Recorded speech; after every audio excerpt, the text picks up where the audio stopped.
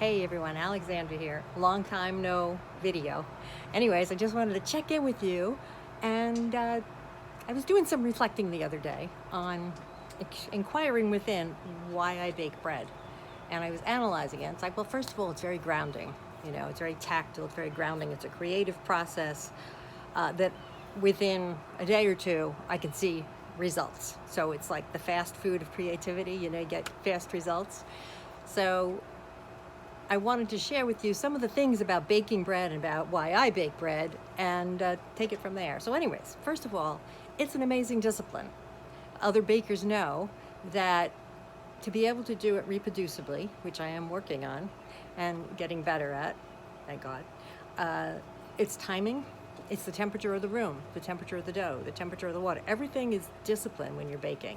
It has to do with timing, temperature, weighing out the ingredients accurately, math. So it really is quite a cognitive experience as well as tactile, because I'm working the dough.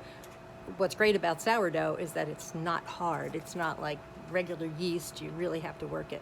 Sourdough is not like that. Sourdough is so forgiving and laid back, and it's great. Works for me. It gives me something to look forward to whenever I'm baking it, like every day. If I want to bake it every day, it's this, you get this high of, wow, look what I created. And it's alive, when the reason I first started exploring sourdough is when the pandemic came, and I suddenly thought, well, what if the economy really tanks and we can't get a loaf of bread at the store? Now, of course, you still need to have wheat, but I explored, well, what happened before commercial yeast was available? Like, the brand name I grew up with was Fleischmann's yeast. So I explored it, and it turns out all the natural yeast is flour and water that has fermented over time. It was the original leavened bread. It was probably started when somebody forgot the dough and they said, well, this is all we've got, let's bake it anyways, and it worked out. So that was really intriguing for me. So it's just flour and water that has been fermented, which is the starter, and then you mix it with, once that gets fluffy and bubbly, then you mix it with flour and water and salt, and you shape it, and voila, you have bread. But also, it brings me back to my childhood.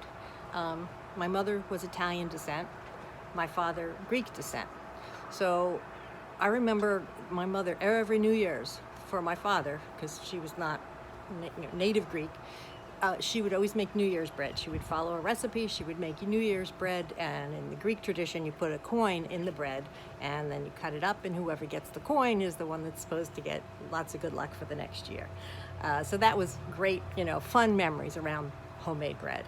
And then my Italian grandmother and aunt, when we would visit, oftentimes they would make pizza, homemade pizza. So there was always the dough, and then I remember them putting the dough, kneading the dough and putting it in a big pot, covering it with plastic wrap, and then putting sweaters on top of it to keep it warm, stuffing it like the pot with sweaters.